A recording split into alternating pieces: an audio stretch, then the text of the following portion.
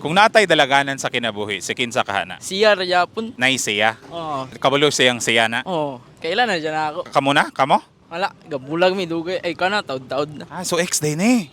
So siya ra Japon. Depende. So may depende nga naman. Depende ra Japon.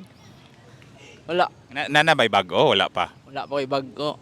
Dugay na to mga 8 months digay. Gabulag mi. Wala na mi. Pwede na to saan nga ng kabulag. Wala kan mga toxic na kayo ba niya mo to. So wala na chance nga magkabalikan lagay. Wala na. Lisod na. Unsa may nakaantiguhan nimo tong relasyon na? Kan kanang dili pwede magdali sa mga inaanan kay imtang. Kaya nga naman kung magdali ta. O magdali ka mo sa Japon imong ikaw ray sayop ra Japon mo ba kanang tawag ani papilab ra mo ganigod. Ya, bata pa tayo, enjoy rin yun nato itong mga bata. Dili na to dali-dulo ng mga butang-butang. Oh, dili, pwede. Pwede rin mo sulay, pero muagi minta ng mga sayop, good. Ikapila naman yung nga sayop. Ay, kasara na ako na yun, buhat sa mga kinabuhi.